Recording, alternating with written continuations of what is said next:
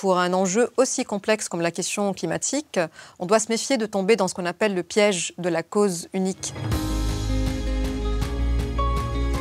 La question de la mobilité est un cas d'étude très intéressant pour comprendre le changement de point de vue psychologique, psychosocial. Les neurosciences nous montrent que cette puissance d'agir, elle est extrêmement limitée parce que nous avons des ressources mentales qui sont limitées, nous avons des ressources décisionnelles, attentionnelles qui sont limitées, que le changement, il est beaucoup plus efficace quand il est initié par les systèmes, par les structures, et donc quand ça nous permet en tant qu'individu de dépenser le moins d'énergie.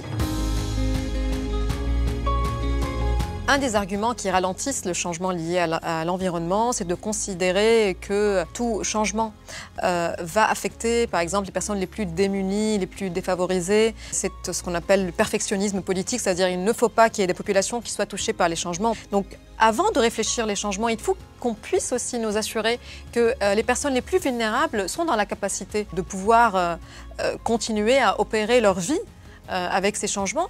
Et c'est pour ça aussi que toute question de changement liée à l'environnement ne peut pas être séparée de la question de justice sociale.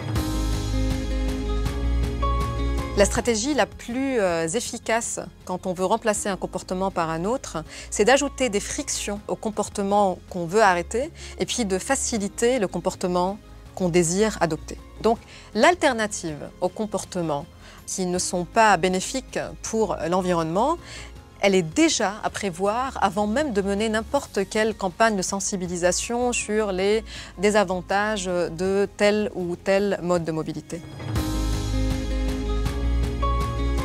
Pour un enjeu aussi complexe comme la question climatique, on doit se méfier de tomber dans ce qu'on appelle le piège de la cause unique, dans laquelle on renvoie la complexité d'un problème à un niveau, qu'il soit politique, technologique, entrepreneurial ou même individuel.